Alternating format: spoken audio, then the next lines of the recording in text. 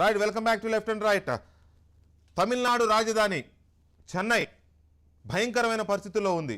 ప్రజలు గడిచిన కొద్ది రోజులుగా తినడానికి తిండు తాగడానికి నీరు కూడా లేకుండా ఇబ్బందులు పడుతున్నారు. పిల్లలైతే పాలు దొరక్క అల్లాడిపోతున్నారు. పేద ధనిక అనే తారతమ్యం లేకుండా ప్రజలు బయటికి వెళ్ళే అవకాశం కూడా లేకుండా ఇళ్లలోకి నీరు వచ్చేస్తే అపార్ట్మెంట్లే మునిగిపోయే పరిస్థితుల్లో చాలా గందరగోళమైన పరిస్థితిని ఎదుర్కొంటుంది చెన్నై నగరం.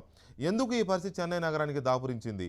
చాలా చరిత్ర కలిగిన చెన్నై నగరంలో 35 సెంటీమీటర్ల వర్షం కురిస్తే నగరం మొత్తం సముద్రాన్ని తలపిస్తోంది.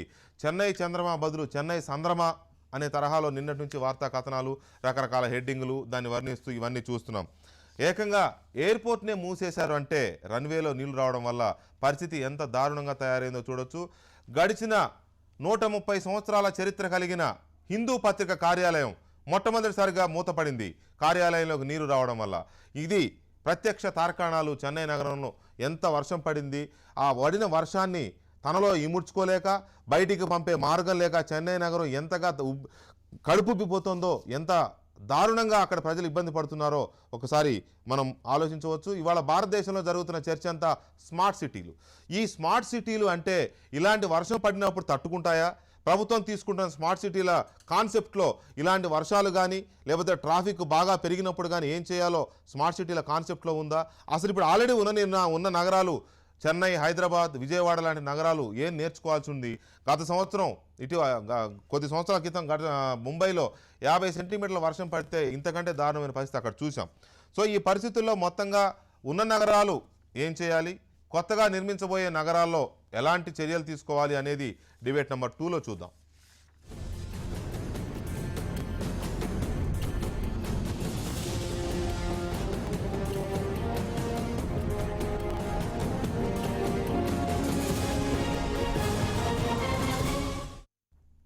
రైట్, ఈ అంశం పైన మాట్లాడడానికి స్టూడియోలో ఉన్నారు రాజకీయ సామాజిక విశ్లేషకులు లక్ష్మణ్ గారు, అలాగే తెలుగుదేశం పార్టీ నాయకులు దినకర్ గారు అండ్ రామచంద్రయ్య గారు, ఫోరం ఫర్ బెటర్ హైదరాబాద్, అలాగే ప్రొఫెసర్ పాపారావు గారు, సామాజిక రాజకీయ ఆర్థిక విశ్లేషకులు కూడా, అలాగే రామకోటే గారు, భారతీయ జనతా పార్టీ నాయకులు, విశాఖపట్నం నుంచి ప్రత్యక్ష ప్రసారాలు అందుబాటులో ఉన్నారు.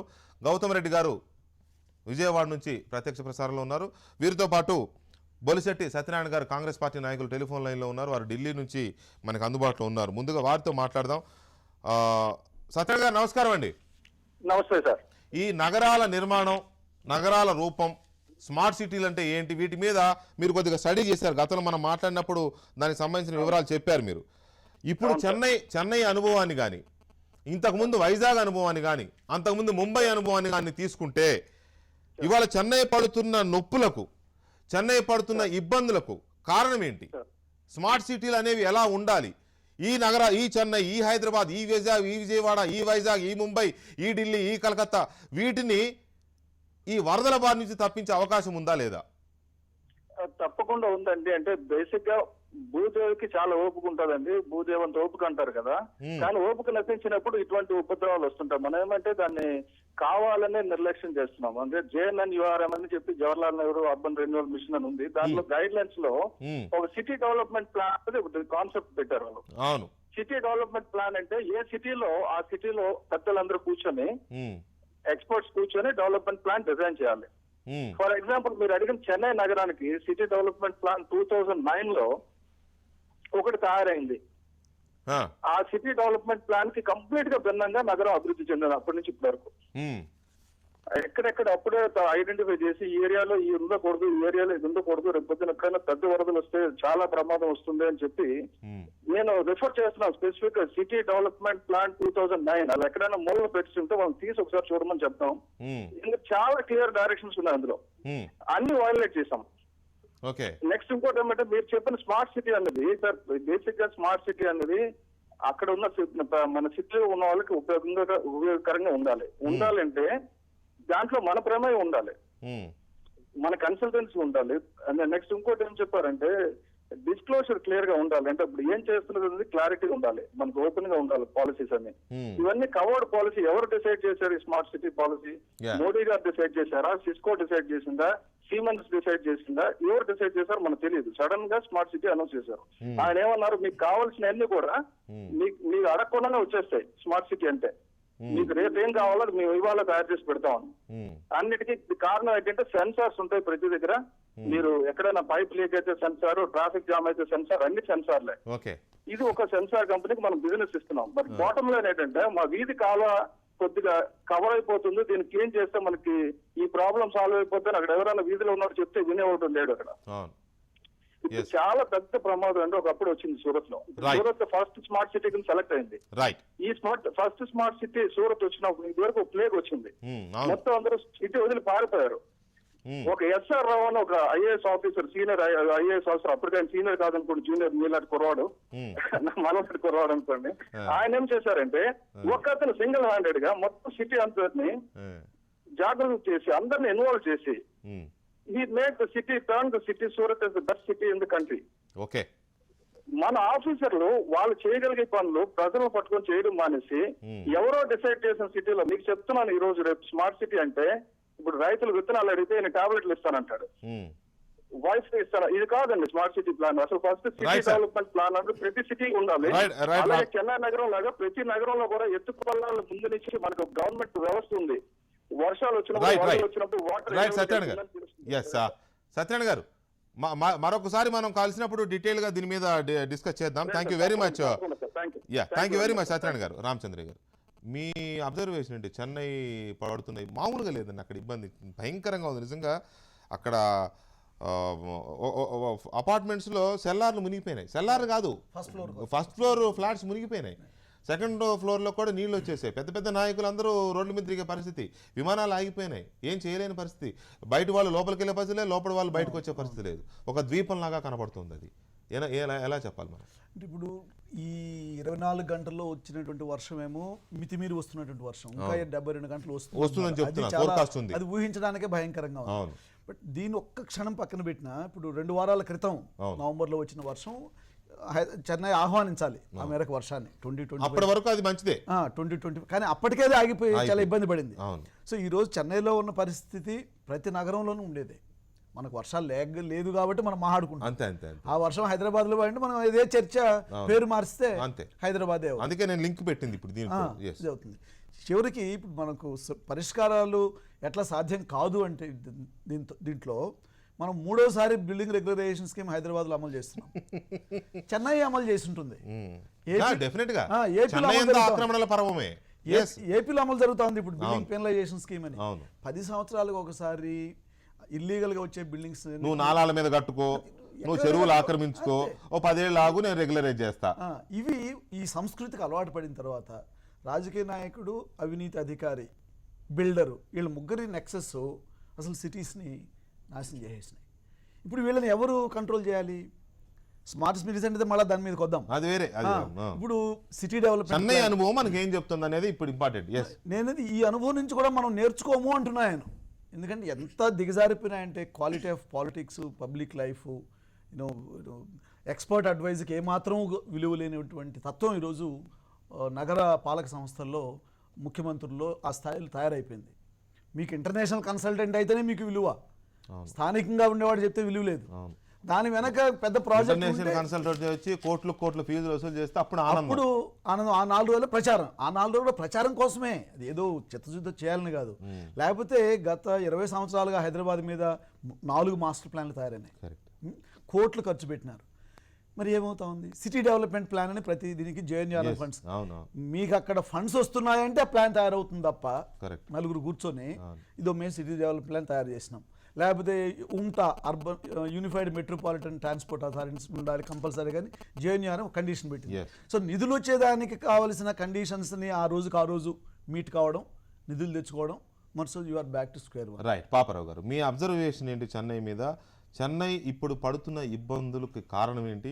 ఏం నేర్చుకోవాలి హైదరాబాద్ లాంటి నగరాలు? నాట్ ఓన్లీ హైదరాబాద్ కావచ్చు, విజయవాడ కావచ్చు, విశాఖపట్నం కావచ్చు, ఇంకేమైనా కావచ్చు. నేను జర్నలిజం స్టార్ట్ చేసినప్పటి నుంచి వరంగల్లో ఒక హామీ చెప్తుంటారు, మమ్మల్ని గెలిపిస్తే అండర్ గ్రౌండ్ డ్రైనేజీ నిర్మిస్తాం. దాదాపు ఒక 25 సంవత్సరాల నుంచి అబ్జర్వ్ చేస్తున్నాను నేను. అది అలాగే ఉంది, ఇప్పుడు హామీగానే ఉంది అండర్ గ్రౌండ్ డ్రైనేజ్.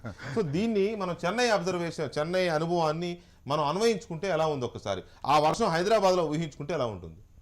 అది ప్రధానంగా ఇక్కడ ఏంటంటే నిన్న సమస్య, ప్రణబ్ ముఖర్జీ గారు నిన్న గాంధీ ఆశ్రమంకి వెళ్ళినప్పుడు గుజరాత్లో అక్కడ మాట్లాడుతూ చెప్పారు, చెత్త రోడ్ల మీద కాదు, మన ఎత్తిలో ఉందని, తలలో ఉంది చెత్త అని. మన మనసుల్లో ఉంది. We have to clean hour cells. ముందు పని చేసుకుని అక్కడ లోపల చెత్త పోతే బయట చెత్త తేలిగ్గానే పోద్ది అనేది. ఈ చెత్త చాలా సమాజంలో పేరుకుపోయింది మనసుల్లో. ఈరోజు మనసుల్లో నాయకుల తలలో కూడా సమాజంలో వాళ్ళు కూడా భాగమే. కాబట్టి ఈ చెత్తలో భాగం ఏంటంటే డెవలప్మెంట్ అనేదాన్ని ఓవర్గా స్ట్రెచ్ చేయటం. డెవలప్మెంట్ జీడిపి అన్నిటికీ క్రైటీరియన్. దీంతో we are tampering with the nature ఇష్టం వచ్చినట్టు కొల్లగొడుతున్నాం, దాన్ని దుర్మార్గంగా దాని మీద దాడి చేస్తున్నాం. కానీ nature is all powerful and all mighty. మనం అనుకుంటున్నాం నేచర్ మీద మనం ఏమో ఇంకా పై చేయామని. అలా ఎప్పటికీ కాలేవు. నేచర్తో కలిసి బతకగలం తప్పితే నేచర్ కంటే మనం పై చేయాలనుకున్నప్పుడు nature is sowing it's revenge. కాబట్టి ఏంటంటే ఇప్పుడు నగరాలు నేర్చుకోవటం కాదు, ఏ నగరం ఏం నేర్చుకోవద్దు చెన్నై చూసి అని కాదు, సమాజంలోని మనుషులు మనం నేర్చుకోవాలి. ప్రాఫిట్ మేకింగ్ కోసం ఎక్కడ ప్రాఫిట్ అది మ్యాడ్గా ప్రాఫిట్ అనేది కాన్సెప్ట్ ఈజ్ ప్రాఫిట్ మ్యాడ్గా. Investment, profit, capital, exploitation of resources, ఈ మాటలకు అలవాటు పడ్డాం. ఈ మాటలకు అలవాటు పడి కళ్ళు మూసుకుపోయినట్టు చేసుకుంటూ వెళ్తున్నాం అన్ని ప్రకృతి మీద దాడి. చెప్తే ఆగే ఇది. ఎందుకంటే పైగా ఏమైందంటే వ్యవస్థలో ఉన్న చోట ఇక్కడ ప్లానింగ్ అనేది లేదు. సెంట్రల్ గవర్నమెంట్ ప్లానింగ్ అలాంటివి ఏం లేవు కదా. ఇప్పుడు ప్లానింగ్ ద్వారా గవర్నమెంట్ సిస్టమేటిక్గా డెవలప్ చేయటం, ఇక్కడ చేసే పనికి ఇంకెక్కడైనా రియాక్షన్ వస్తే అది దాన్ని కన్స్ట్రక్షన్ ప్లాన్ లేదు, రోడ్ ప్లాన్ లేదు, టౌన్ ప్లాన్ లేదు, ఏమీ లేదు. It is all individual anarchy that is going on. ఎవరు ఇష్టం వచ్చినట్టు వాళ్ళు చేసుకుంటున్నారు. ఇట్లా ఒక విపరీతమైనటువంటి విశృంఖలమైనటువంటి సెంట్రల్ కంట్రోల్ లేనటువంటి, ప్లానింగ్ లేనటువంటి, ఆలోచన లేనటువంటి గుడ్డి డెవలప్మెంట్ జీడిపికి ముందు నడుస్తున్నాయి. దీని పాప ఫలితమే ఇదంతా. చెన్నైలో ఈరోజు జరుగుతుందంతా ఏంటంటే చెన్నై చేసిందని కాదు, ఎక్కడ జరిగినా పొల్యూషన్కి బ్యారియర్స్ లేవు. అమెరికాలో జరిగిన పొల్యూషన్ ఇండియా మీద పడచ్చు, ఇండియాలో జరిగింది పక్కన ఇంకో దేశం మీద పడచ్చు. అందుకని బ్యారియర్స్ లేవు. అది ఎక్కడ జరిగింది. ఈరోజు Chennai is paying the penalty దానికి. ఈరోజు రేపు పొద్దున ఇంకో సిటీ, ఇప్పుడు మనకి నెల్లూరు అవి కూడా జరుగుతున్నాయి కదా ఎంతో కొంత. ఇదంతా ఏంటంటే this is not going to stop. మనం ఎన్నో చూసాం ఈ మధ్యకాలంలోనే. మన రాష్ట్రంలో వైజాగ్ లో సునామీ అంటే వేరు, అది ప్రకృతి అది కూడా ఉపద్రవం. దాన్ని మనం ఇప్పుడు వైజాగ్ వచ్చింది తుఫాన్, చేయలేము. వర్షం మాత్రమే, భారీ వర్షం మాత్రమే. I agree with you. నేను కాదంటలా సునామీ అవి రావటం లేకపోతే తుఫాన్ రావటం నేచురల్ ఫినామినా. కానీ natural phenomena intensified because of irrational human activity అంటారు. ఆ హ్యూడ్ కూడా ఆ స్థాయిలో వచ్చిందంటే హ్యూమన్ ఎలిమెంట్. కరెక్టే. సునామీలు, తుఫాన్లు కూడా కొన్ని రకాల కారణాలు, కాలుష్యాలు ఉండవచ్చు, నేను కాదంటలే. కానీ తుఫాన్ వచ్చినప్పుడు తట్టుకోలేకపోవడం అనేది ప్రకృతి వైపరీత్యం. కాబట్టి ఆ నగరమో, ఆ ఊరో, ఆ మనిషో తట్టుకోలేకపోవచ్చు. బట్ ఇది కుంభవృష్టి, భారీ వర్షాలు, కుంభవృష్టి. వర్షాలను కూడా తట్టుకోలేని స్థాయిలో నగరాలు ఉంటే మనం ఎలా బతకగలం? ముందు ఇంకా ఎలా కాదు సార్ ఈ నేను ఈ కేవలం మామూలు వర్షాలుగానో లేకపోతే తుఫాన్తో వచ్చే వర్షాలుగానో చూడొద్దు. ప్రకృతిని విపరీతంగా గెలికేయటం వల్ల దాని తాలూకు దాన్ని ఎప్పుడైనా చూడండి, ఏదైనా దాని టైం టేబుల్ మారిపోతుంది. దాని మాత్రమే కాదు, ఎప్పుడైనా మీరు ప్రకృతిలో దేన్నైనా చూడండి, మనిషి తలలోనైనా చూడండి. ఒక మనిషితో ఉన్న రిలేషన్లో ఇంకో మనిషికి ఏదైనా ఫ్రిక్షన్లోనో ఇంకో దానిలోనో బ్యాలెన్స్ తప్పినట్టుంటే అసలు రిలేషన్కి ఒక బ్యాలెన్స్ ఉంటుంది. ప్రతి రిలేషన్లోనూ ఈక్వల్గా ఇచ్చిపుచ్చుకునేదో, ఒకళ్ళు పైన ఉంటాం, ఒకళ్ళు తీసుకునేవాళ్ళు గాను, ఏదో రిలేషన్లో ప్రతి దానిలో ఇంబ్యాలెన్సో బ్యాలెన్సో ఉంటుంది. ఆ బ్యాలెన్స్ పోయినప్పుడు మళ్ళీ రీబ్యాలెన్స్ చేసుకోవడానికి ట్రై చేస్తుంది. ఆ రీబ్యాలెన్స్ చేసుకునే ఒక నిమిషం ఆ రీబ్యాలెన్స్ చేసుకునే ప్రయత్నంలో నేచర్ ఇప్పుడు రీబ్యాలెన్స్ చేసుకోవడానికి ట్రై చేస్తుంది. బ్యాలెన్స్ తిరిగి తెచ్చుకోవడానికి చేసే ప్రయత్నంలో ఇవన్నీ జరుగుతున్నాయి. కాబట్టి ఏంటంటే మనం ఇప్పటికి కూడా మారకపోతే ఈ మధ్యకాలంలోనే వచ్చిన రిపోర్ట్స్ ప్రకారం కొంతకాలం తర్వాత మనం ఏం చేసినా ఏమీ కాదు. Ultimate end of human kind అవుతుంది అంతే. రైట్ లక్ష్మణ్ గారు, చెన్నై అనుభవాన్ని మనం అనుభవించుకుంటే మిగతా నగరాలకి, నేను మళ్ళీ హైదరాబాద్ అంటే మనం చూస్తుంటాం. ఆ మధ్య ఇప్పుడు ఒక 10 సెంటీమీటర్ల వర్షం పడితే అసలు నానా బీభత్సం జరిగిపోయింది. మ్యాన్ హోల్స్లో మనుషులు పడిపోయి కొట్టుకుపోయారు, చచ్చిపోయారు. కార్లు పడవల్లాగా అలా హైదరాబాద్ నగరంలోని రోడ్ల మీద కార్లు పడవల్లాగా ఈదులాడినాయి. అలా 10 సెంటీమీటర్లకి. మరి 30 సెంటీమీటర్లు పడితే ఇంకెలా ఉంటుందో భయంకరమైన పరిస్థితి. మనం ఎంతసేపు స్కై ఓవర్లు, ఫ్లై ఓవర్లు వీటి గురించి ఆలోచిస్తున్నాం. అసలు ముందు రోడ్డు మీద పరిస్థితి ఏంటి, రోడ్డు పక్కన ఉన్న డ్రైనేజ్ పరిస్థితి ఏంటి, వీటి గురించి ఆలోచిస్తే భయం వేస్తుంది. చెన్నైని చూస్తే మనకి చూస్తేనే భయం వేస్తుంది, అది ఊహించుకుంటేనే. మీ అబ్జర్వేషన్ ఏంటి దీని మీద? ఈ నెల నవంబర్ 25 నుంచి 29 వరకు నేను పాండిచ్చేరి, చెన్నైలో ఉన్నాను. అంతకుముందు భారీ వర్షాలు పడి చాలా ఇబ్బందులు పడినటువంటి ప్రజల అనుభవాలు చెబుతుంటే చాలా ఆశ్చర్యకరమైనటువంటి భావన కలిగింది. ఇవాళ చెన్నై నగరం కానీ, ముంబై కానీ, కలకట్టా కానీ బ్రిటిష్ వాళ్ళ కాలంలో ప్రొవిన్షియల్ హెడ్ క్వార్టర్స్గా వాళ్ళ యొక్క పాలనా అధికారానికి కేంద్రాలుగా వాటిని అభివృద్ధి ప్లాండ్ సిటీస్గానే కొంత డెవలప్ చేసినటువంటి పరిస్థితి. ఫ్రెంచ్ వాళ్ళు ఫ్రెంచ్ కాలనీ అని కూడా పిలుస్తారు వాళ్ళు పాండిచ్చేరిలో. వాళ్ళు కూడా అక్కడ ఎలాంటి కన్స్ట్రక్షన్స్ చేశారు, ఎంత ప్లాన్డ్గా కాలనీ నిర్మించారనేటువంటిది కూడా మనం చూస్తుంటాం. అలాంటి నగరాలే ఇవాళ అర్బనైజేషన్ పెరిగిపోయిన తర్వాత, గ్రామీణ ప్రాంతాల నుంచి లక్షల సంఖ్యలో వలసలు వచ్చిన తర్వాత, పట్టణాల అభివృద్ధిని ప్రభుత్వాలు ఉద్దేశపూర్వకంగానే అభివృద్ధి చేసి ఆర్థిక కేంద్రాలుగా వాటిని మార్చిన తర్వాత ఆర్థిక వ్యవస్థ పట్టణాలపైన ఆధారపడిపోయింది. ప్రజల జీవన విధానం అంతా కూడా దాంతో ముడిపడినటువంటి పరిస్థితి.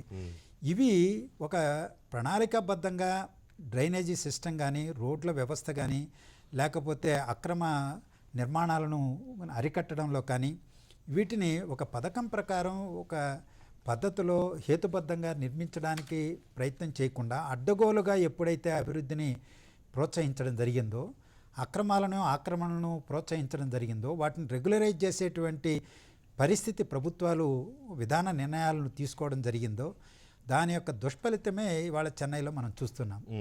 గతంలో దోమలు కూడా మనం చూసాం. ఇక్కడ సెకండ్ ఫ్లోర్, థర్డ్ ఫ్లోర్ కూడా నీళ్లు వచ్చినాయి. తాగే నీళ్లు కూడా కుంగిపోయినాయి. త్రాగునీళ్ళకు కూడా 3 రోజులు 4 రోజుల తర్వాత వాళ్ళు చాలా ఇబ్బందులు కలిసిపోయినటువంటి పరిస్థితి. ఆ రోజు కూడా అధిక వర్షాలు వచ్చి అది తెగిపోవడం వల్లనే, ఓవర్ఫ్లో కావడం వల్లనే. అలాగే ముంబైలో 1-2 ఏళ్ల క్రితం నుంచి మనం పరిస్థితి అంటే రామచంద్ర గారు మీకు బాగా గుర్తుండాలి, ఆ నీళ్లు బండి తెగిపోతుందేమో అని పై తూములు వదిలేశారు, వాటర్ వదిలారు. వదిలితే నల్లకుంట ఏరియా చుట్టుపక్కల ఖాళీలన్నీ ఎంత భయంకరమైన వరద. అప్పుడంతా కురిసింది 10 సెంటీమీటర్లే, అంతే 10 సెంటీమీటర్ల వర్షానికే జరిగింది. ఈ ఏడాది కూడా ముంబై నగరం గడిచిన 2-3 సంవత్సరాలుగా వరుసగా భారీ వర్షాలతో ఇబ్బంది పడిపోతున్నాయి. మొత్తం ట్రైన్లలోనే లక్షల సంఖ్యలో ప్రయాణాలు చేస్తారు. అంతా స్టాండ్ స్టిల్ సిటీ అంతా కూడా. ఇవాళ అలాంటి దౌర్భాగ్య పరిస్థితి చెన్నైలో నెలకొనడం జరిగింది. కింద అండర్గ్రౌండ్ బ్రిడ్జెస్ వాళ్ళు చూపించారు, కొన్ని బ్రిడ్జిలు నేను చూస్తే మొత్తం నీటితో భూమి స్థాయికి నీళ్లు వచ్చేసినాయి. తర్వాత కాలంలో 4 రోజులు 3 రోజులు వెసులుబాటు వచ్చింది కాబట్టి పంప్ చేసి వదిలేశారు. భూమిని నీళ్లను అబ్జర్వ్ చేసుకునేటువంటి స్థితి నుంచి వర్షాలు పెరిగిన తర్వాత ఇవాళ తర్వాత మళ్ళీ వచ్చిన నీరు మొత్తం రోడ్ల మీద పడిపోయినాయి. ఇప్పుడు ఈ నీళ్ళని ఎక్కడికి వెళ్ళాలి, నీరు పళ్ళ మెరుగు అనడానికి పల్లం లేదు కదా, మొత్తం కుమ్మేశారు. మొత్తం వ్యవస్థ అంతా కూడా కుప్పైపోయింది. మనం గతంలో ఏదో చిన్న వర్షం వచ్చినా వైజాగ్ ఎయిర్పోర్ట్ మునిగిపోయింది, మూసేశారని విన్నాం, కానీ చెన్నై ఎయిర్పోర్ట్ను మూసేయాల్సిన పరిస్థితి వస్తుందని ఎప్పుడు ఊహించలేదన్నమాట. ఇవాళ ఎస్ఆర్ఎం లాంటి కాలేజీలు, చాలా ప్రతిష్టాత్మకమైన కాలేజీలు, మొత్తం హాస్టల్లో కాలేజీ డిపార్ట్మెంట్లకంతా నీళ్లు పోయినాయి. పిల్లలు రామకోట గారు, కేంద్ర ప్రభుత్వం దేశవ్యాప్తంగా 100 నగరాలను స్మార్ట్ సిటీలుగా, పట్టణాలు నగరాలను స్మార్ట్ సిటీలుగా ప్రకటించింది. తమిళనాడుకు 12 కేటాయించారు, 12 స్మార్ట్ సిటీలు. అందులో చెన్నై కూడా ఒకటి. చెన్నై ఇప్పుడు వారం రోజులుగా అతలాకుతలం అవుతుంది. పట్టుగా 48 గంటలుగా చాలా భయంకరంగా ఉంది. మరో 72 గంటలు ఇదే పరిస్థితి ఉంటుందని ఫోర్కాస్ట్. ఒక్కసారి చెన్నై పరిస్థితి చూస్తే ఇవాళ ఒక్కరోజే 35 సెంటీమీటర్ల పైగా వర్షపాతం నమోదైంది. ఓవరాల్గా 50 సెంటీమీటర్ల వర్షపాతం. చెరువులను తలపిస్తున్న కాలనీలు, కాలువలేవో రోడ్లేవో అర్థం కాని పరిస్థితి. చెన్నై చరిత్రలోనే ఇది ఒక పెద్ద జలగండంగా అక్కడ వాసులు చెప్తున్నారు. ప్రభుత్వ అధికారులు కావచ్చు, స్థానికంగా ఎట్లాగైతే హైదరాబాద్ ఫోరం ఉందో అక్కడ వైజాగ్ మీలాంటి వాళ్ళు ఉన్నారు, అక్కడ వాళ్ళు కూడా అలా చెప్తున్నారు. ఇంతవరకు ఇలాంటి పరిస్థితి అదే చెప్తున్నా కదా, 135 ఏళ్ల హిందూ పత్రిక చరిత్రలో ఫస్ట్ టైం ఆ ఆఫీస్ మూసేశారు నీళ్ళు వెళ్ళడం వల్ల. రేపు ఉదయం 6 గంటల వరకు ఎయిర్పోర్ట్ మూసే ఉంటుందని చెప్తున్నారు అఫీషియల్గా. 700 మంది ప్యాసింజర్లు ఎయిర్పోర్ట్లో ఇరుక్కున్నారు. బయటికి వెళ్ళే దారి లేదు, లోపలికి వచ్చే దారి లేదు, తినడానికి తిండి లేదు. 22 రైళ్లు రద్దయ్యాయి. చెన్నై నగరం నుంచి బయటకు వెళ్లాల్సినవి కానీ, చెన్నై నగరానికి రావాల్సినవి కానీ 22 రైళ్లు రద్దయ్యాయి. ఆర్మీ, నేవీ, ఇతర అన్ని సంస్థలు రంగంలోకి దిగాయి, అయినా ఇంకా అదుపులోకి రాలేదు. సో ఇప్పుడు ఈ అనుభవాన్ని మనం కనుక తీసుకుంటే అసలు స్మార్ట్ సిటీ అంటే ఎలా ఉండాలి? పౌడర్లు, స్నోలు రాసుకుందామా, లేకపోతే ఇలాంటి వైపరీత్యాలు వచ్చినప్పుడు మనల్ని మనం రక్షించుకునేలాగా ఉండడం నగరమా? మన భారతదేశంలో ఉన్నటువంటి ఇబ్బందికరమైన పరిస్థితి ఏంటంటే, జనాభా పెరిగిన ప్రాతిపదికలో మన యొక్క ఈ సిటీస్ లో ఉండేటువంటి వెంట్స్ ని ప్రాపర్ గా మనం చూసుకోలేదు. యాక్చువల్ గా ఏంటంటే వెంట్ అంటే చాలా మందికి ఒక అవగాహన ఏంటంటే ఈ గడ్డలు ఏమైపోయినంటే పూడికపోయి చాలా ఇబ్బందికరమైన పరిస్థితులు ఉన్నాయి. మనం కూడా విశాఖపట్నంలో ఇలాంటి ప్రాబ్లం ఫేస్ చేసాం. ఇంతకుముందు ఎయిర్పోర్టే మునిగిపోయింది. ఇంతకుముందు మాకు ఏమైందంటే ఈ గడ్డలు పూడికపోవడంతో ఏమవుతుందంటే మనకు మున్సిపల్ కార్పొరేషన్ గానీ ఉన్నటువంటి వాళ్ళు ఈ మధ్య మనకి ప్లాస్టిక్ తీసుకొచ్చినటువంటి పెను ఇబ్బందికరమైన పరిస్థితి ఏంటంటే ప్రతి వాళ్ళు వాడేసేసి దాన్ని తీసుకెళ్లి డస్ట్బిన్ లో పడేసేస్తే అది డైరెక్ట్ గా గడ్డల్లోకి వెళ్ళిపోయి పేరుకుపోయి మట్టి అంతా దాంట్లో ఆగిపోయి ఇబ్బందికరమైన పరిస్థితి ఏర్పడడం జరిగింది. ఇలాంటి వెంట్స్ ప్రాపర్ గా లేకపోవడం వల్ల ఇలాంటి పరిస్థితి ఏర్పడింది. మనకి ఇంతకు ముందు ఉన్నటువంటి జనాభా ప్రాతిపదికన తీసుకుంటే స్వతంత్రం వచ్చే నాటికి మనకి చెన్నై నగరం కానీ, బొంబాయి నగరం కానీ, లేకపోతే విశాఖపట్నం కానీ, లేకపోతే ఇవన్నీ కూడా దరిదాపుగా కొన్ని వందల శాతాలు పెరిగినాయి. యాక్చువల్ గా 26 కోట్ల మంది 130 కోట్ల మంది జనాభా అయ్యారంటే ఈ జనాభా ప్రాతిపదికన తీసుకుంటే మనకు ఉన్నటువంటి ఫెసిలిటీస్ ప్రాపర్ గా పెరగలేదు. వీటిని దృష్టిలో పెట్టుకునే నరేంద్ర మోడీ గారు ఏమన్నారంటే మన దేశంలో ఉన్నటువంటి నగరాలన్నింటినీ స్మార్ట్ సిటీగా అభివృద్ధి చేయాలి. కారణం ఏంటంటే ప్రతి ఒక్కళ్ళు పల్లెటూరులో ఉండేవాళ్ళు కూడా ఇవాళ ఉద్యోగరీత్యా సిటీస్కి వస్తున్నారు.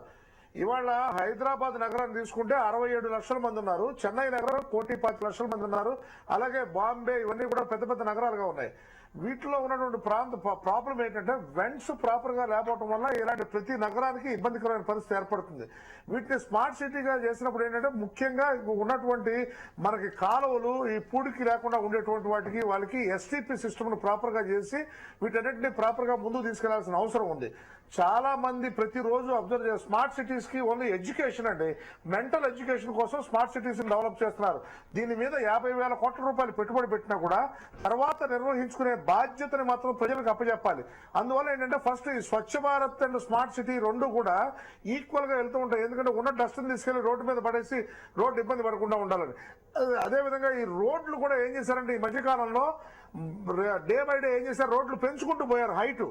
ఆ హైట్ పెంచుకుంటూ పోవటం వల్ల ఏమైందంటే గడ్డల యొక్క సాంద్రత తగ్గిపోయింది. పక్కన ఉన్నటువంటి మన మురుక్కాల సాంద్రత చిన్నవి అయిపోయినాయి. రోడ్లు ఏం చేయాలంటే రోడ్డు హైట్ ఎప్పుడు పెంచకూడదు. ఇళ్ల స్థలం కూడా ఏం చేయాలంటే రోడ్డుని ఇప్పుడు కొత్తగా యంత్రాలు వచ్చినాయి. వాటి ద్వారా ఏంటంటే రోడ్డుని ముందు చిప్ చేసుకుంటూ వెళ్ళిపోయి మళ్ళీ రోడ్డు మీద మళ్ళీ కావాలంటే ఒక లేయర్ వేసుకోవచ్చు. ఈ కార్యక్రమం చేసుకోకుండా రోడ్డు హైట్ పెరిగిపోయి ఇళ్ల హైట్ కనుక తగ్గి ఉంటే కనుక ఎప్పుడు ఆ నీళ్లు ఇళ్లలోకి వచ్చే అవకాశం ఉంది. మొన్న చెన్నై నగరం ప్రత్యక్ష సాక్షి నేనే. అయితే ఏంటంటే ఇలాంటి విపత్తు కలిగినప్పుడు దీనికి తీసుకోవాల్సిన ప్రత్యామ్నాయ మార్గాల గురించి అక్కడ ఉన్నటువంటి నిపుణులు ఆల్రెడీ చెప్పారు. ఐఐటీలో పనిచేసేటువంటి నిపుణులు ముందే చెప్పారు దీన్ని చాలా ఇంపార్టెంట్ గా తీసుకోవాలని. కాకపోతే ఏంటంటే మన దేశంలో ఉన్నటువంటి నిపుణులకి మనం సరైన గౌరవం ఇవ్వట్లా. మనకు ఎవరన్నా సింగపూర్ నుంచో లేకపోతేనేమో మలేషియా నుంచో ఎవరన్నా వచ్చారంటే చిన్న చిన్న దేశాలు అవన్నీ మన మద్రాసు సిటీ అంత పాపులేషన్ కూడా లేనటువంటి సిటీస్ వాళ్ళు చెప్పినవి మనం కన్సిడర్ తీసుకుంటాం. కానీ మంచి విశ్లేషకులు వచ్చి ఈ సిటీని ఇలా డెవలప్ చేసుకోవాలి, ఇక్కడున్న పరిస్థితి అని కనుక చెబితే దాన్ని ఎప్పుడు కౌంట్లోకి తీసుకోం. కాబట్టి ఏంటంటే మనుషులు మానసికంగా మారి వెంటనే ప్రాపర్ గా కనుక తీసుకుంటే మన ఇంట్లోది పర్లేదు పక్కవాడి ఇంట్లోకి వెళ్తుందని కాకుండా వెంట ప్రాపర్ గా మున్సిపల్ కార్పొరేషన్ వాళ్ళు ఏర్పాటు చేసిన దాంట్లోకి వెళ్లే దాంట్లో మనం చూస్తే కనుక ఇటువంటి ఇబ్బందులు ఉండవు. రాబోయే స్మార్ట్ సిటీ కార్పొరేషన్ ఏర్పాటు చేసిన ఆలోచన కూడా ఇదే. మొదటి 98 నగరాలను టేకప్ చేసి తర్వాత 500 నగరాలకు వెళ్ళి అమృత పథకం కింద వీటన్నింటినీ టేకప్ చేద్దామనే ఆలోచనతో గవర్నమెంట్ ముందుకుంది. దీనికి అందరూ సహకరించాలి. చాలా మంది ఏమనుకుంటారంటే మీరు చేశారు కాబట్టి మేము దీన్ని ఫాలో అవ్వం కాబట్టి మా ఇల్లు మాత్రం శుభ్రంగా కట్టుకుంటాం, మిగతా విషయాలు వదిలిద్దాం. కాబట్టి ఆ ఇంటికి ఉన్నటువంటి దాన్ని మున్సిపల్ కార్పొరేషన్ పర్మిషన్ ఇచ్చే ముందే ఈ హైట్స్ వీటన్నింటినీ పరిగణలో తీసుకోవాలి. లోతట్టు ప్రాంతాలన్నింటినీ కూడా దీని కింద పెట్టాలని మా అభిప్రాయం. గౌతమ్ రెడ్డి గారు నమస్కారం అండి. నమస్తే అండి.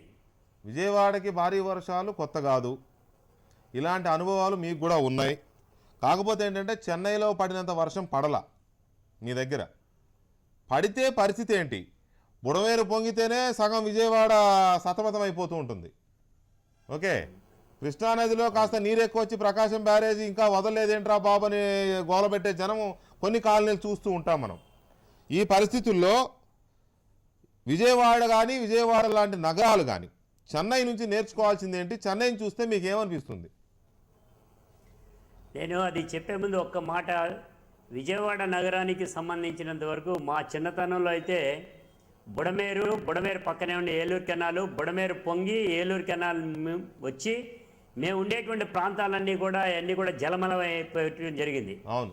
కానీ కొంత రోసయ్య గారి కమిటీ రోసయ్య గారు ఇచ్చినటువంటి ప్లాన్ ప్రకారంగా బుడమేరుని డైవర్షన్ అనేటువంటి తీసుకెళ్ళడం అనేది జరిగింది కొంతవరకే. కానీ అయినప్పటికీ కూడా ఇప్పుడు కూడా బుడమేరుకి వరదలు వచ్చే పరిస్థితి. ఒక 4 నుంచి 5 సంవత్సరాల క్రితం కృష్ణా నది వరద రావటం జరిగింది.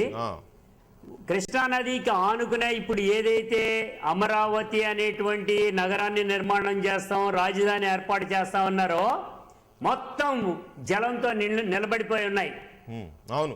రెండోది ఆ ప్రక్కనే ఉండేటువంటి కొండవీడు వాగు అనేటువంటిది వస్తుంది.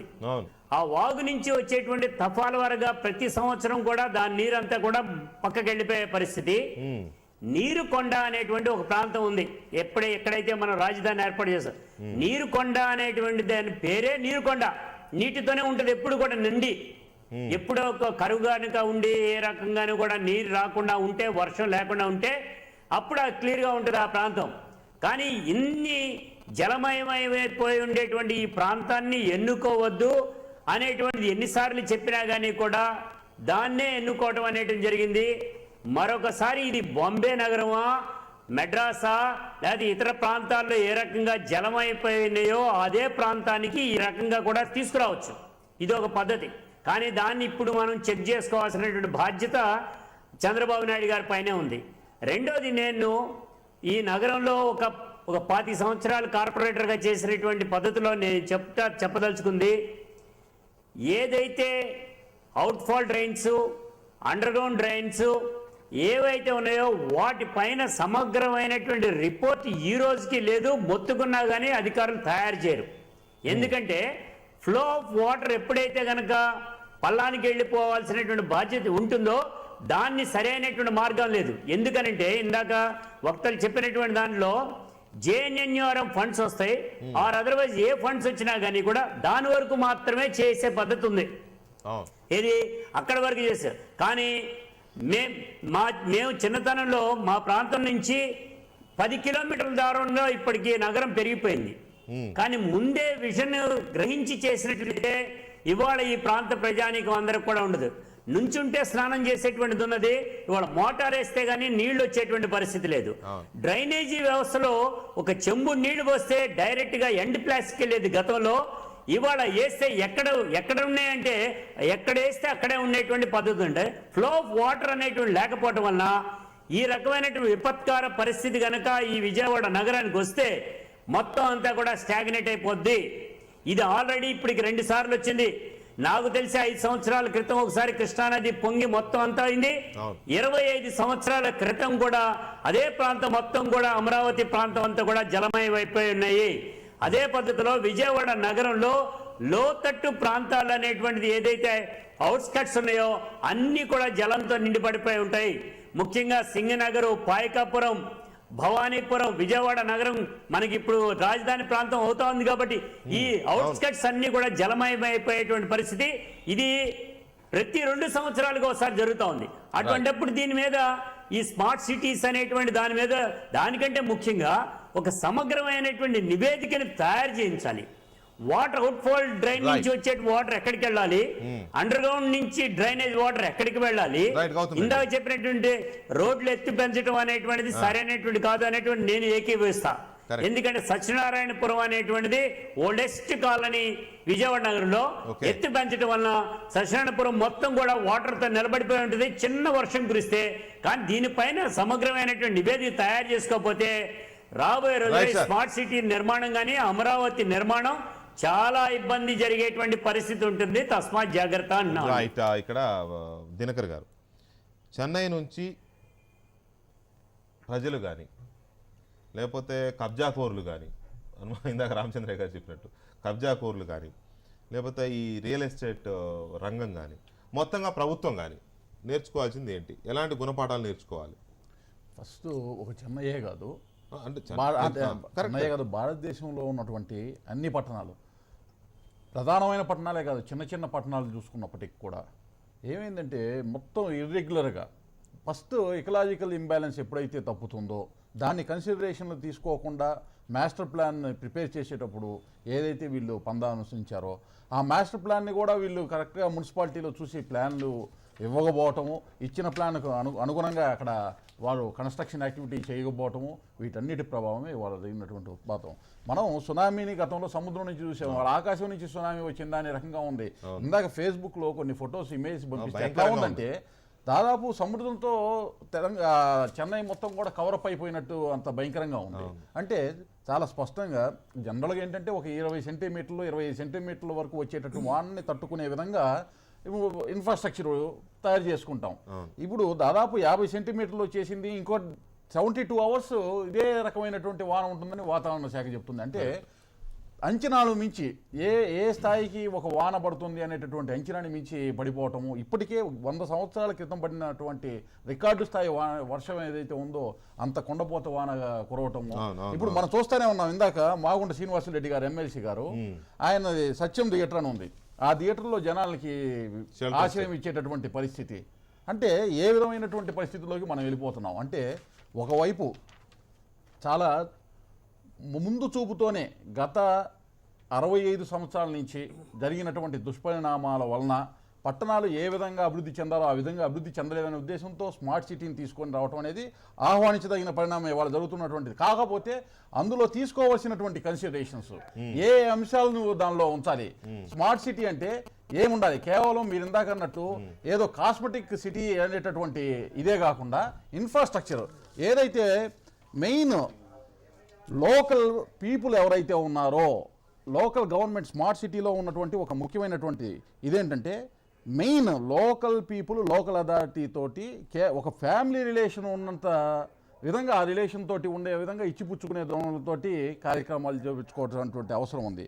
మెయిన్ గ్రీన్ ఫెసిలిటీ ఏదైతే ఉందో పర్యావరణం కోసం తయారు చేసుకొని, ఎందుకంటే ఎకలాజికల్ ఇంబ్యాలెన్స్ కావటం వల్ల వచ్చేటటువంటి ప్రాబ్లమ్స్ ఇవన్నీ.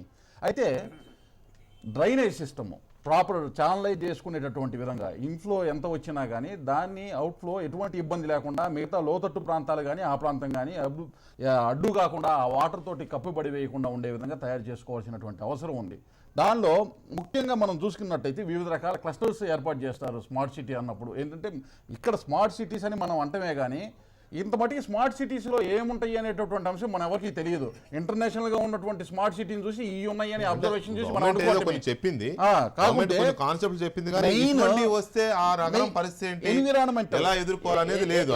Protection of the environment and safety అనేది ఇంపార్టెంట్ స్మార్ట్ సిటీలో ఇంపార్టెంట్ కంపోనెంట్. అది కాకుంటే ఆల్రెడీ పట్టణీకరణ చెందినటువంటి ప్రధాన నగరాలకి ఈ ప్రాబ్లం ఎందుకు ఉందంటే 65 సంవత్సరాల నుంచి ఈ జనాభా మొత్తం కూడా వచ్చి కప్పివేయబట్టం జనాభాతోటి దానికి తగినంత ఇన్ఫ్రాస్ట్రక్చర్ క్రియేట్ కాకపోవడం అనేది అత్యంత ప్రధానమైనటువంటి సమస్య. రైట్ రామచంద్రయ్య గారు, రాజుల కాలంలో నిర్మించిన ఈ నగరాలకి అప్పుడు బాగానే ఉన్నాయి, ఎందుకంటే చాలా ప్లాన్డ్గా నిర్మించారు, అవసరమైన చెరువులు నిర్మించారు, ఆ మధ్యలో ఉన్న నదుల్ని కాలువల్ని వాగుల్ని అలాగే బతకనిచ్చారు, వాటిని ఇంకా ఎక్స్పాండ్ చేశారు, పోషించారు వాటిని. అందువల్ల బ్రహ్మాండంగా మనగలిగిన ఈ నగరాలు ఆ వారసత్వ సంపద కూడా అలాగే బతికింది. ఆ తర్వాత మెల్లమెల్లగా మన రాజులు వచ్చిన తర్వాత పూర్తిగా ఇక వాటి స్వరూపం మారిపోయింది. వాగులు లేవు, చెరువులు లేవు. ఇవాళ హుస్సేన్ సాగర్ కుంచుకుపోయింది, ఉస్మాన్ సాగర్ కుంచుకుపోయింది, ఇప్పుడు ఉస్మాన్ సాగర్ ఎండిపోయింది, నీళ్ళు లేవు, 10 రోజులకు ఒకసారి నీళ్ళు ఇస్తారు మాదాపూర్ లాంటి ఏరియాలో కూడా అనే పరిస్థితి మనం చూస్తున్నాం. ఇప్పుడు గౌతమ్ రెడ్డి గారు చెప్పినట్టుగా కొండవీటి వాగు, ఇప్పుడు వీళ్ళు నిర్మించబోతున్న అమరావతి నగరం ఏదుందో మధ్యలోంచి వెళుతుంది ఆ వాగు. మరి ఆ వాగుని బ్యూటిఫికేషన్ పేరుతో మరి దాన్ని సగం మూసేస్తే, మూసినదిలాగా సగం మింగేస్తే, ఒకవేళ మింగేస్తే ఆ ఫ్లోకి అడ్డుకట్ట పడినట్టే. సో అంటే ఒక అమరావతిని కాదు, ఇప్పుడు ప్రభుత్వాలు ఇప్పుడైనా కళ్ళు తెరిచి ఏవైతే నాలాలు గురయ్యాయో, కబ్జాలకు గురయ్యాయో, లేకపోతే ఏవైతే చెరువులు కబ్జాలకు గురయ్యాయో ఇటువంటి వాటిని మళ్ళీ రిస్టోర్ చేసుకోవాల్సిన అవసరం ఉందా లేదా? అంత సాహసం కనుక ప్రభుత్వం చేయకపోతే రేపొద్దున ఇలాంటి వర్షాలు పడితే ఏ నగరం ఇలాగే అవుతుంది. అది అంటే మనం థియరిటికల్గా మాట్లాడుకోవడానికి వాళ్ళు నేర్చుకోవాల్సిన అవసరం ఉంది, కానీ నేర్చుకుంటారా లేదా అనేది, లేకపోతే ఇక్కడ మనకు సమాచారం లేదా, చెప్పేవాళ్ళు లేదా, కొరత లేదు. ఉన్నారు, ఎక్స్పర్ట్స్ ఉన్నారు. ఈరోజు నగరాలు ఏం చేయాలి, నగరంలో ఏ ప్రాజెక్టులు చేపట్టాలి అనే అజెండా వేరే ఎక్కడో డిసైడ్ అవుతా ఉంది, ఈ నగరంలో డిసైడ్ కావడం లేదు. కరెక్ట్. నంబర్ 1. నంబర్ 2, అధికారంలో ఉన్న పార్టీలకి నగరంలో ఎవరైనా కొంచెం ఆల్టర్నేటివ్ ప్రపోజల్ పెట్టినా, లేకపోతే దీని మీద ఎందుకు మీరు చర్చించకూడదు అంటే చాలా అసహనం వ్యక్తం చేస్తున్నారు, బుల్డోజ్ చేస్తున్నారు. 2-3 ఎగ్జాంపుల్స్ నేను వచ్చేస్తున్నాను. విజయవాడ ఉంది కదా, విజయవాడ నేను ఇటీవల కాలం 3-4 సార్లు వెళ్ళొచ్చినాను. Bandar road, landmark road, Bandar రోడ్లో నాకు అనిపించింది హైదరాబాద్ పోయిన తర్వాత ఓపెన్ డ్రైన్స్ అండి. బెంజ్ సర్కిల్ దగ్గర ఈనాడుకు ఆపోజిట్ బస్ స్టాప్లో నేను డ్రైన్లో పడబోయినా Oh my బస్ స్టాప్ కోసం వెయిట్ చేస్తూ, ఇంత పెద్ద డ్రైన్ వితౌట్ కవర్ బందర్ రోడ్లో. ఈరోజు బందర్ రోడ్లో ఏంటి ప్రధానమైన అజెండా ఆంధ్రప్రదేశ్ ప్రభుత్వానికి చెప్పండి? టీడీపీ కార్పొరేషన్ ఉంది కదా, అవునవును. ఈరోజు బందర్ రోడ్లో ఆంధ్రప్రదేశ్ ప్రభుత్వానికి ప్రధాన అజెండా ఏంటంటే మెట్రో రైల్. డ్రైనేజ్ లేదు కింద. అంటే డ్రైనేజ్ గురించి మాట్లాడడమే ఇంక అసలు అది మీరు మాట్లాడితే మీరు అభివృద్ధిని వ్యతిరేకించినట్టే. మెట్రో రైలు విమర్శిస్తే ఇంకా అది టీడీపీ వాళ్ళ మీద దాడుల్ని సాధించగలగాలి విజయవాడలో. ఈరోజు అది పరిస్థితి. మరి ఎవరి నుంచి నేర్చుకోవాలి? టీడీపీ కార్పొరేషన్ ఉంది, కార్పొరేషన్ చర్చించమనండి. ఈ మెట్రో రైలు అవసరమా ఇప్పుడు? 10 ఏళ్ళ తర్వాత అవసరమా? లేకపోతే open landmark road of the సిటీలో open drains, just shame. 10 lakh plus population ఉన్న సిటీ అది, ఇప్పుడు క్యాపిటల్ గా దాన్ని డ్రైన్స్, అండర్ గ్రౌండ్ డ్రైనేజ్ అనేది #1 ఎజెండాగా ఉండాలి సిటీలో. ఒక భారీ ప్రాజెక్టు, ఎక్కడో డిసైడ్ అయిన ప్రాజెక్టు, విజయవాడ నగరం ప్రజల్లో చర్చ జరిగి మనకు మెట్రో రైలు తప్ప మరొక ప్రత్యామ్నాయం లేదు ట్రాఫిక్ తగ్గాలంటే అని చర్చ జరిగిన ప్రాజెక్ట్ కాదు అది. కానీ ఈరోజు అది #1 ప్రియారిటీ ప్రాజెక్టు. ఒకటి కొండవీటి వాగు దగ్గర సింగపూర్ మాస్టర్ ప్లాన్ స్పష్టంగా చెప్తుంది, మీడియం టు లో flood prone area, medium to లో flood prone area. CRDA commissioner బహిరంగ ఒప్పుకుంటాడు, మీడియాలో వస్తుంది. 10,000 ఎకరాలని 6 అడుగుల మేర లేపాలి. ఎక్కడన్నా ప్రపంచంలో రాజధాని కడుతున్నారండి? 10,000 ఎకరాలని ఇనీషియల్ ఎస్టిమేట్. మాట వెంకటకృష్ణ గారు అడ్డొస్తున్నా చెప్పండి. ఏం లేదు, ఒక్క మాట అండి. ఒక 6 అడుగులు అనేటువంటి దాని మీద 10 అడుగుల కట్ట ఉందండి. కొంచెం చెప్పనండి. కృష్ణా నది ప్రక్కనే 10 అడుగుల కట్ట ఉంది, కట్ట వేశారు. ఆ కట్టని దాటి నీళ్లు వచ్చి అమరావతి ఏదైతే రాజధాని ప్రాంతం అవన్నీ మునిగిపోయినాయి సార్. మొన్న 4 సంవత్సరాల క్రితం మొన్న జరిగింది సార్ అది. దానికి 25 సంవత్సరాల క్రితం కూడా ఒకసారి మళ్ళీ వచ్చింది అది. నేను చెప్పేది అదేండి, అంత 6 అడుగులు ఎత్తు కంటే ఇంకెక్కువే ఉండొచ్చండి. అంటే మన జరిగిన సంఘటన చెప్తాను. సో 2 మీటర్స్ మీద 10,000 ఎకరాల విస్తీర్ణాన్ని 2 మీటర్స్ మీద లేపాలి. ఇనిషియల్ కాస్ట్ 1,500 కోట్లు కట్టి ఆ పైన మీరు వరల్డ్ క్లాస్ క్యాపిటల్ నిర్మిస్తారు. ఓకే, ఇప్పుడు సింగపూర్ మాస్టర్ ప్లాన్ ప్రకారం స్మార్ట్ సిటీ అజెండా కొంచెం తప్పింది. స్మార్ట్ సిటీ యాక్చువల్ ఏంటి స్మార్ట్ సిటీ అనేది? అమరావతిని the pioneer smart city of India అని టైటిల్ పెట్టింది మాస్టర్ ప్లాన్లో సింగపూర్. ఈరోజు నాలాలు బిగించుకుపోతుంటేనో, మునికి చేరిపోతుంటేనో, పూడు చేరిపోతుంటే స్మార్ట్ సిటీ తీయదండి. స్మార్ట్ సిటీ అజెండా అనేది 5-6 అంతర్జాతీయ ఐటీ కంపెనీలు, ఇది కంప్యూటర్ కంపెనీలు పెడుతున్నటువంటి అజెండా.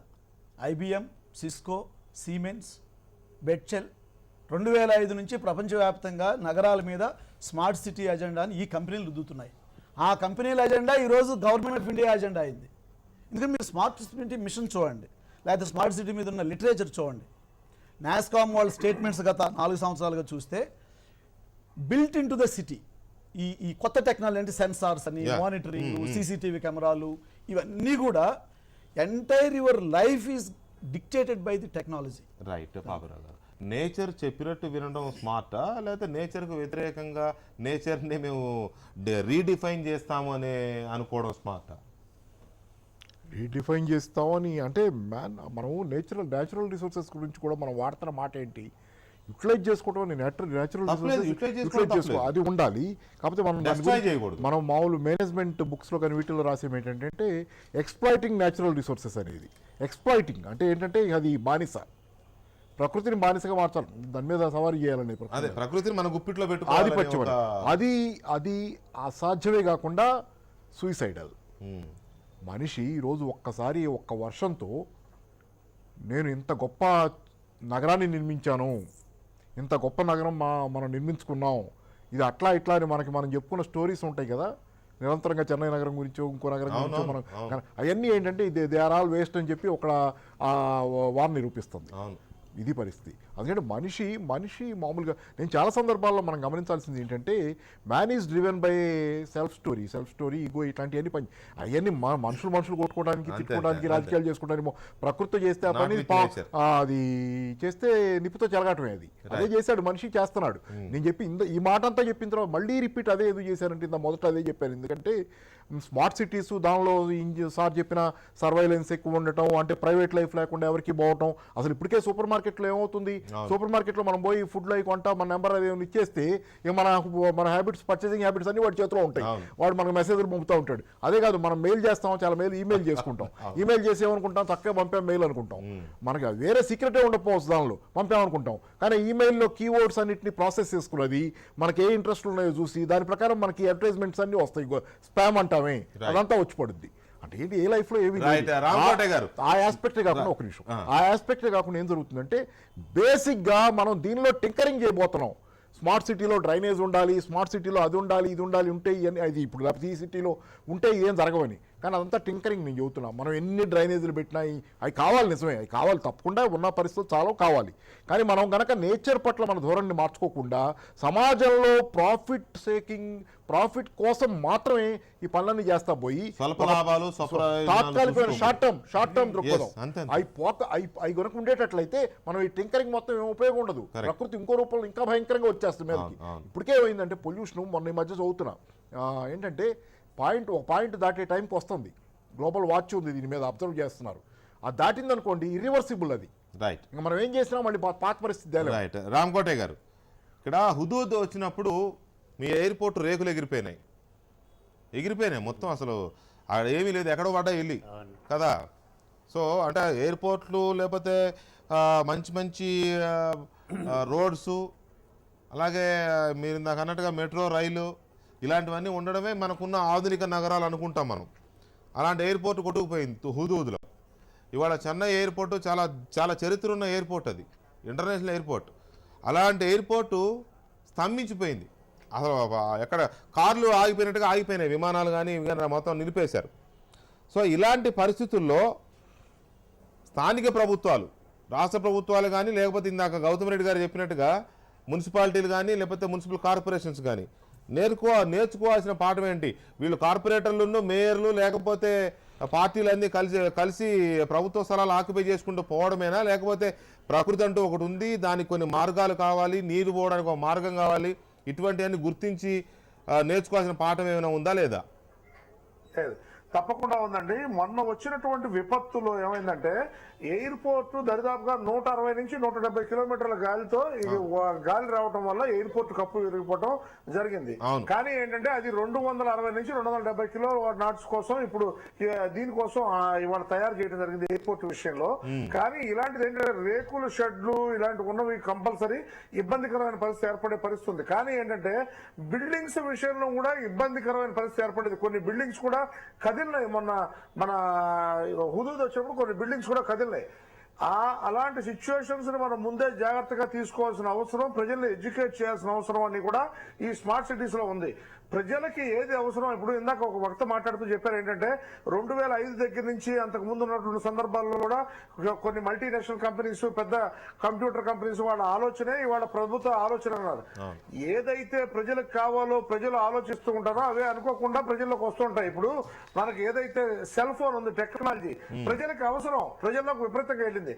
అలాగే ఈ విపత్తు, డిజాస్టర్ మేనేజ్మెంట్ అనే దాని గురించి ప్రతి ఒక్కరికి ఎడ్యుకేట్ చేయాల్సిన అవసరం అయితే గవర్నమెంట్ మీద ఉంది, కంపెనీస్ మీద ఉంది, ప్రజలు పెద్ద చదువుకునేటువంటి వాళ్ళందరి మీద ఉంది. కానీ ఇలాంటి సందర్భంలో ఇంకొక ఇంపార్టెంట్ విషయం ఏంటంటే చాలా క్లియర్ గా ప్రతి ఒక్కళ్ళు ఎడ్యుకేట్ అవ్వాల్సింది. స్కూల్ లెవెల్ దగ్గర నుంచి కూడా పిల్లల్ని ఎడ్యుకేట్ చేయాల్సిన అవసరం ఉంది. ఎందుకంటే మనకు ఉన్నటువంటి ఇందాక మిత్రులు ఒకరు చెప్తూ వచ్చారు, ఎక్కడైతే గడ్డలు ఇవున్నాయో, ఏది చిన్న కాలువలు ఉన్నాయో ఆ కాలువల విషయంలో మనం ఇంపార్టెంట్ గా ఆలోచించాల్సిన అవసరం ఉంది. కాబట్టి ప్రతి ఒక్కళ్ళు కూడా క్లియర్ గా దీని విషయంలో అవగాహనతో ముందుకెళ్ళాలి. ఈ అవగాహన అనేది ఏంటంటే ఇమీడియట్ గా ఇప్పుడు మన మద్రాసు నగరాన్ని ఎగ్జాంపుల్ గా తీసుకోవాలి. ఎందుకంటే ఒక ఇబ్బందికరమైన పరిస్థితి వచ్చినప్పుడు 100 సెంటీమీటర్లు వాన రావడం అనేది సామాన్యమైన విషయం కాదు.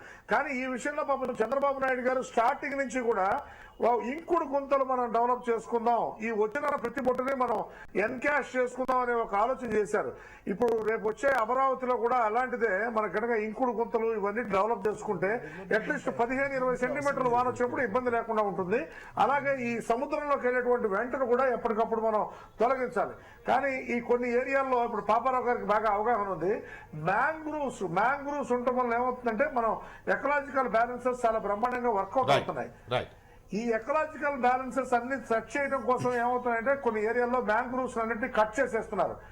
ఈ మ్యాంగ్రూవ్స్ ని కాపాడుకోవటం, మనకు ప్రకృతిని మనం ప్రేమించి ప్రకృతి పట్ల ఇంతకుముందు ఆల్రెడీ నిన్న జరిగిన ప్యారిస్ సభలో కూడా ప్రధానమంత్రి గారు చాలా క్లియర్ గా మాట్లాడారు. మనం మా భారతదేశం మొట్టమొదటి నుంచి ప్రకృతిని ఎప్పుడో ఎంతో గౌరవిస్తుంది. ఈ దేశానికి మాకు ఇది ఉంది, మీ దేశాలే దీని వల్ల ఇబ్బందికరమైన పరిస్థితి ఏర్పడిందని. అందువల్ల ఏంటంటే ఈ విపత్తుని మనం గనక ఎదుర్కొనే పరిస్థితి రావాలంటే ముందు మనం we have to respect hour right Ramakoti గారు. అందువల్ల దీన్ని తప్పకుండా థ్యాంక్ యూ వెరీ మచ్, తెలియజేస్తాను. Thank you very much Ramakoti గారు. గౌతమ్ రెడ్డి గారు థ్యాంక్ యూ వెరీ మచ్ అండి ఈ చర్చలో పాల్గొన్నందుకు. అలాగే లక్ష్మణ్ గారు అండ్ దినకర్ గారు, రామచంద్ర గారు అండ్ పాపరావు గారు థ్యాంక్ యూ వెరీ మచ్. మొత్తం మీద చెన్నై అనుభవం చూస్తే మనం నేర్చుకోవాల్సింది, జాగ్రత్త పడాల్సింది, అలర్ట్ అవ్వాల్సింది చాలా ఉంది. ప్రత్యేకించి హైదరాబాద్, విజయవాడ లాంటి ఇప్పటికే చారిత్రాత్మక నగరాలుగా ఉన్న ఈ నగరాల్లో ఎక్కడెక్కడ లోపాలు ఉన్నాయి, ఒకవేళ అలాంటి వర్షం వస్తే మనం ఏం చేయాలనే దాని మీద ఇమీడియట్గా కొన్ని స్టడీస్ చేసి ప్రజల్ని అలర్ట్ చేయడం, అలాగే ప్రభుత్వాలు కూడా అలర్ట్ చేయాల్సిన అవసరం ఉంది. అలాగే కొత్తగా నిర్మించబోతున్న అమరావతి లాంటి నగరాల్లో ఎలాంటి చర్యలు తీసుకుంటే, ఎంత పెద్ద రోడ్లు నిర్మించాలి, ఎంత పెద్ద డ్రైన్లు నిర్మిస్తే ఇలాంటి ఉపద్రవం తట్టుకోగలం అనేది కూడా ప్రభుత్వాలు ఆలోచించుకోవాల్సిన అవసరాన్ని చెన్నై అనుభవాలు గుర్తు చేస్తున్నాయి. ఇది ఇవాల్టి లెఫ్ట్ అండ్ రైట్. మళ్ళీ రేపు కలుద్దాం. Thank you very much. Good night.